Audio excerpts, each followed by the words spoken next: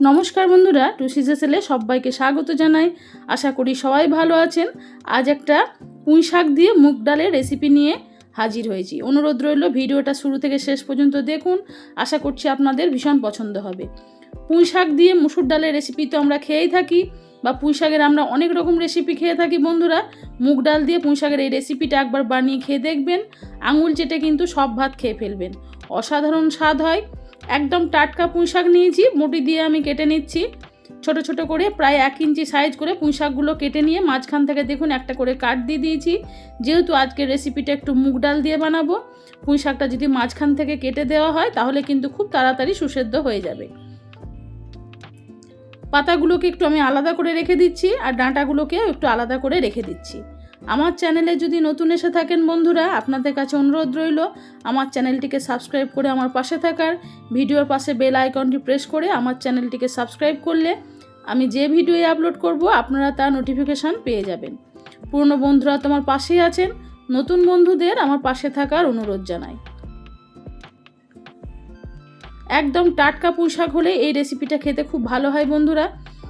পুঁই শাকটা আমার পুরোপুরি দেখুন কাটা হয়ে গেছে। সেই সঙ্গে নিয়ে নিয়েছি আমি 2-3টে আলু, একটু মিডিয়াম সাইজের। আলুগুলোকেও একটু ডুমো ডুমো করে কেটে নিতে হবে।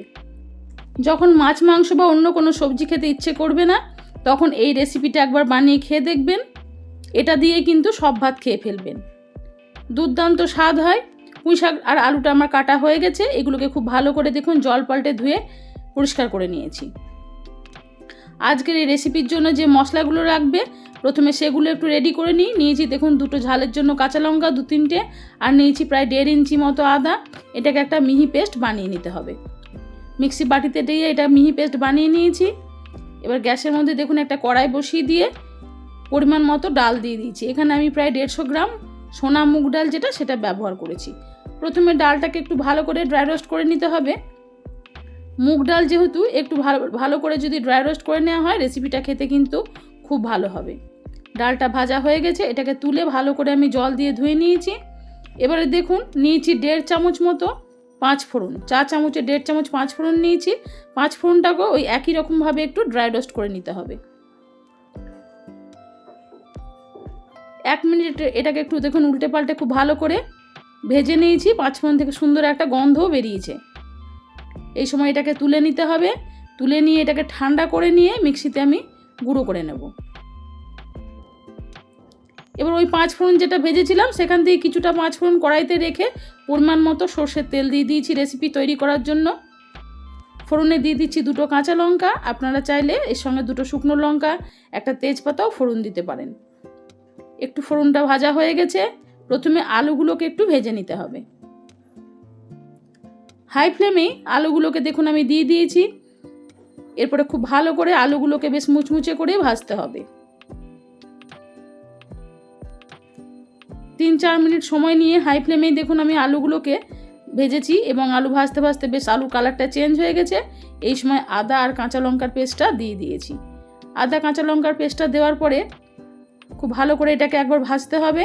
এই সময় একটা মিডিয়াম সাইজের আমি টমেটো রান্নার মধ্যে দিয়ে দিয়েছি।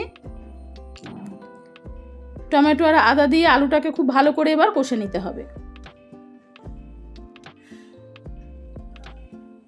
সামান্য একটু জল দিয়ে দিয়েছি এই সময়, যাতে মশলাটা তলায় লেগে না যায়। তারপরে একবার একটু নাড়িয়ে দিয়ে বাকি গুঁড়ো মশলাগুলো দিয়ে দিচ্ছি পরিমাণ মতো হলুদ গুঁড়ো। 1 চামচ দিয়েছি হোমমেড ধনে জিরে পাউডার, আর হাফ টিস্পুন দিয়েছি এখানে কাশ্মীরি লঙ্কা গুঁড়ো। যেহেতু কাঁচা লঙ্কা দিয়েছি, আমি আর ঝাল লঙ্কা গুঁড়ো দিইনি। তারপর ভালো করে মশলাটাকে দেখুন কষে নিয়েছি। 3-4 মিনিট মশলাটা কষে নেওয়ার পরে এবারে ধুয়ে রাখা মুগ ডালটা দিয়ে ভালো করে আরও কিছুক্ষণ একটু কষে নিতে হবে ডালটাকে। ডালটা যদি এরকমভাবে ভালো করে মশলার সাথে কষে নেওয়া হয়, তাহলে কিন্তু রান্নার স্বাদ খুব ভালো হবে।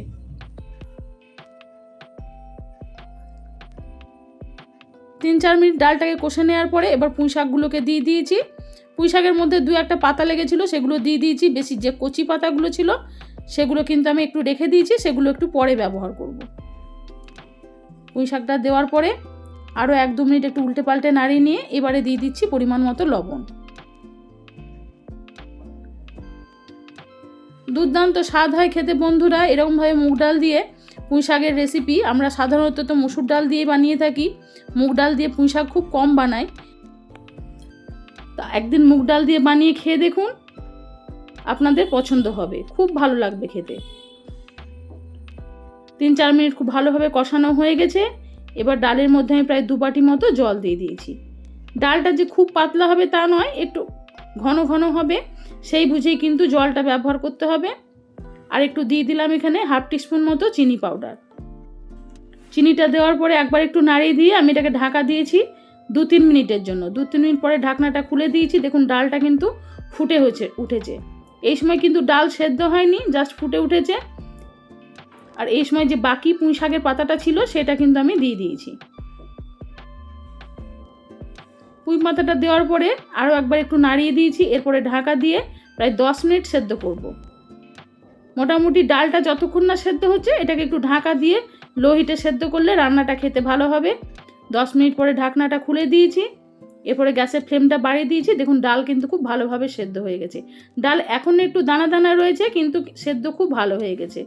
একদম গলে গেলেও কিন্তু ভালো লাগবে না ডালটা, একটু যদি দানা দানা থাকে তাহলে কিন্তু খেতে বেশ ভালো লাগবে। নামানোর আগে এখানে 5 ফোড়ন গুঁড়োটা দিয়ে দিয়েছি। তৈরি হয়ে গেল মুগ ডালের রেসিপি পুঁই শাক দিয়ে। একবার বাড়িতে বানিয়ে খেয়ে দেখুন, গরম ভাতের সাথে কিন্তু খুব ভালো লাগবে।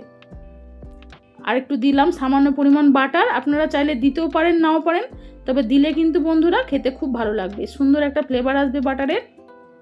এরপর ঢাকা দিয়ে বাটারটা দেওয়ার পরে ঢাকা দিয়ে আমি 2 মিনিট স্ট্যান্ডিং টাইমে রেখে দেওয়ার পরে আপনাদের পরিবেশন করে দেখাচ্ছি। দেখুন দেখতে কতটা লোভনীয় হয়েছে, কতটা সুন্দর হয়েছে।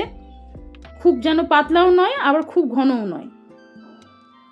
এরকম ডাল দিয়ে কিন্তু আপনারা 1 থালা ভাত আঙুল চেটে খেয়ে ফেলবেন, অসাধারণ স্বাদ হয়। আজকের এই রেসিপি আপনাদের কেমন লাগলো অবশ্যই আমাকে কমেন্টে জানাবেন। ভালো লেগে থাকলে লাইক শেয়ারের জন্য আপনাদের কাছে অনুরোধ রইল। নিজেদের প্রিয়জন বন্ধু বান্ধবদের কাছে রেসিপিটি শেয়ার করে দিয়ে তাদের দেখার সুযোগ করে দিন। ফিরে আসবো অন্যদিন অন্য কোনো নতুন পর্বে নতুন কোনো রেসিপির সাথে। নমস্কার।